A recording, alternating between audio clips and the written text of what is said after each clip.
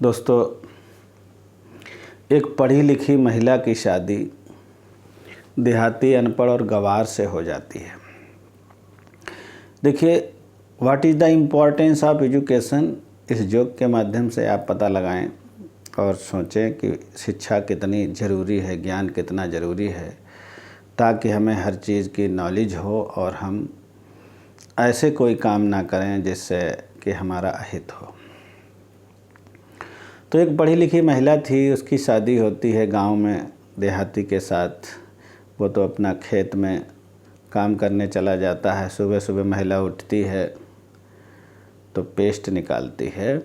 तो पेस्ट करना जब वो शुरू करती है तो छोटा सा एक लड़का था घर में, जो उसका देवर था, वो उसके पास आता है और वो पेस्ट को देखता है तो वो समझता है कुछ खाने वाली चीज़ है।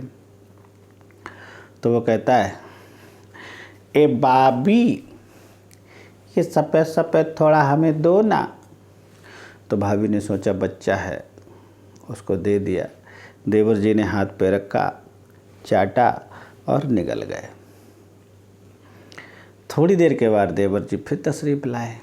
बोले, ये भाभी, अभी आपने जो हमें सफ़ेद सफ़ेद मीठा मीठा दिया था ना, थोड़ा और दो ना।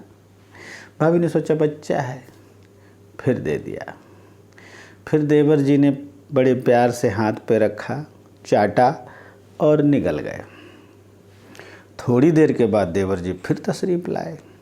बोले, भाभी, आप बहुत अच्छी हैं ना।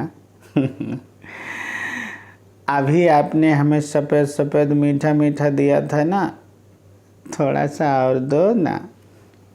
भाभी ने बड़ी ज़ोर से थप्पड़ मारा और बोली, बदतमीज, मैंने तुझे 2-3 बार पेस्ट दिया, पता नहीं तू क्या करता है।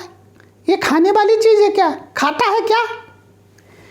अब जैसे भाभी ने उसको थप्पड़ मारा, वो दौड़ता हुआ खेत पर गया और अपने भैया के पास पहुंचा।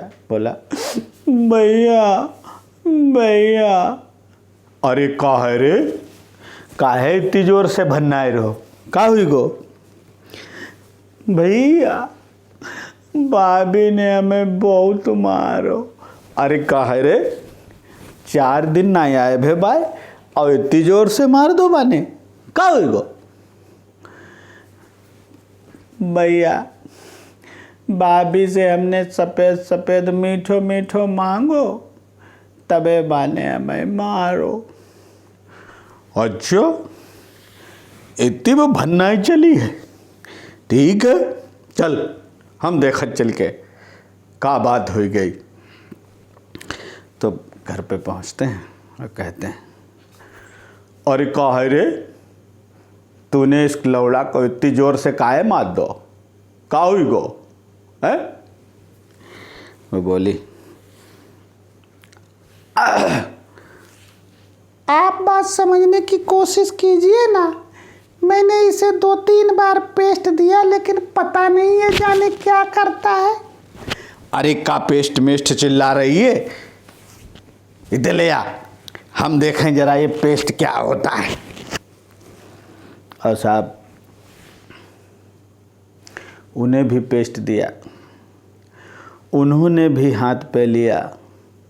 पेस्ट तो कभी देखा नहीं था, क्योंकि गांव के रहने वाले थे। गांव में अक्सर लोग कोयले से, राख से मंजन करते हैं। तो उन्होंने भी खाया और अपने भाई को जोर से थप्पड़ दिया। बोले, अरे काहे रे, का जो सूपो खैबे को है का? अरे जो तो रोटी के संग चुपड़े खाओ जाएगो। थैंक यू दोस्तों। इसी तरीके से दोस्तों, एक पढ़े लिखा व्यक्ति था और महिला अनपढ़ थी। उनकी शादी होती है, तो वो भी शादी होने के बाद घर आते हैं और घर के बाद हनीमून के लिए निकलते हैं।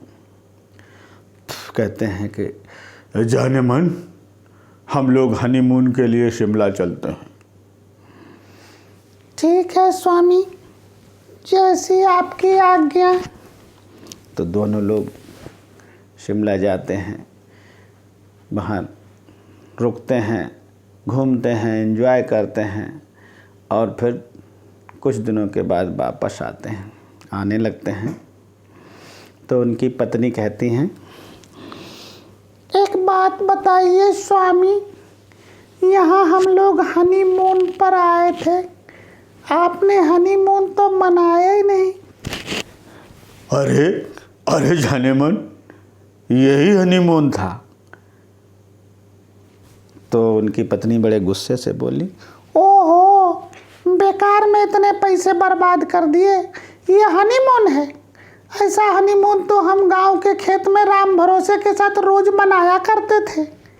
चलिए घर। दोस्तों, इस तरीके से वो लोग अपने घर वापस लौट आए।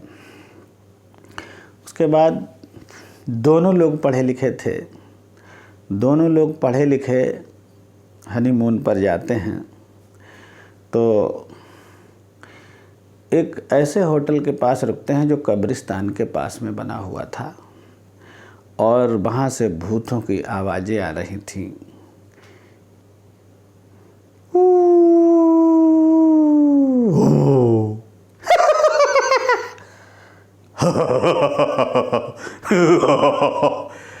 और ऐसी आवाज़ें आती हैं तो ये दोनों लोग अपने लेटे हुए हैं, पति महोदय खा पी के सो जाते हैं। तो उनकी पत्नी कहती, सुनिए सुनिए, उठिए ना, देखिए ना, भूत मेरी चप्पल ले जा रहा है। ये सोते सोते कहते, अरे यार सोने दो यार, क्या करेगा, रात भर इस्तेमाल करेगा, सुबह छोड़ जाएगा। फिर सो जाते हैं। थोड़ी देर के बाद इनकी पत्नी फिर कहती हैं, ये जी सुनिए ना, उठिए ना, देखिए ना, भूत मेरी साड़ी लिए जा रहा है। ओहो यार, सोने नहीं दे रही हो तो सो जाओ, क्या करेगा, और रात भर इस्तेमाल करेगा, सुबह चला दे जाएगा। थोड़ी देर के बाद फिर से बोलती, ये सुनिए ना, उठिए ना, देखिए ना, भूत मुझे लिए जा रहा है। अब ये नींद में ही बोलते हैं, ओहो तुमने तो यार परेशान करके रख दिया है। अरे यार सोने दो ना, क्या करेगा भूत, रात भर इस्तेमाल करेगा, सुबह छोड़ जाएगा, सोने दो। Thank you very much.